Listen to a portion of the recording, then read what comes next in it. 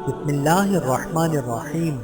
السلام علیکم ورحمۃ اللہ وبرکاتہ۔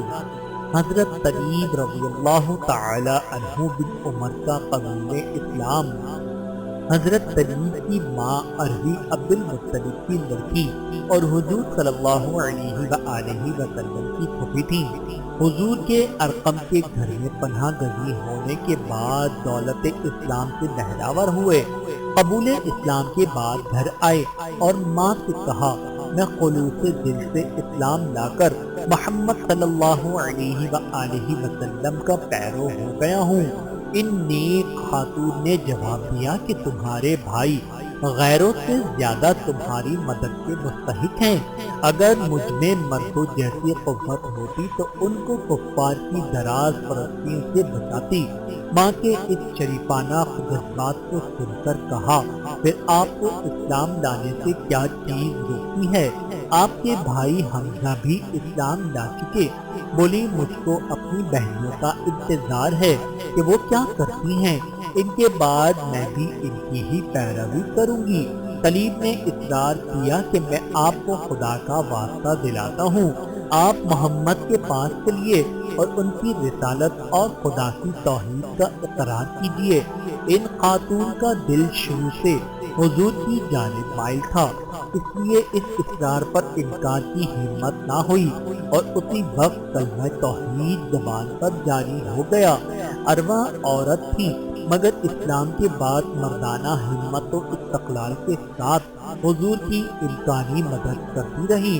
نسائیت کی وجہ سے عملی امداد سے تو مجبور تھی مگر زبان سے جو کچھ بن پڑتا کہتی تھی اور اپنے فرزند کو حضور کی امداد و اعانت پر آمادہ کرتی تھی۔ ابتدائی اسلام میں جب حضور صلی اللہ علیہ وآلہ وسلم پر ظلم و ستم کی بدنیاں گرج کر برستی تھی تو طلیب حضور کی حمایت کرتے تھے۔ مشرکین نے حضور انور صلی اللہ علیہ وآلہ وسلم کی اعزاز رسانی کو اپنا مستقل شیبہ بنا لیا تھا۔ ایک مرتبہ عوف بن صبرہ سہمی آپ کی شان میں نارو الفاظ استعمال کر رہا تھا۔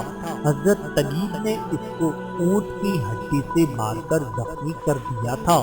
لوگوں نے ان کی ماں سے شکایت کی۔ ان نیک خاتون نے جواب دیا، طلیب نے اپنے ماموں کے بیٹے کی مدد کی اور اس کے خون اور مال کی غم خواری کی۔ ایک مرتبہ ابو وہاب بن عزیز داروی کو قریش نے حضور کے مارنے پر آمادہ کیا مگر قبل اس کے کہ وہ یہ ناپاک ارادہ پورا کرتا حضرت طلیب سے ملاقات ہو گئی۔ آپ نے اس کے ارادہ فاسد کو اسی کے ساتھ پورا کر دکھایا۔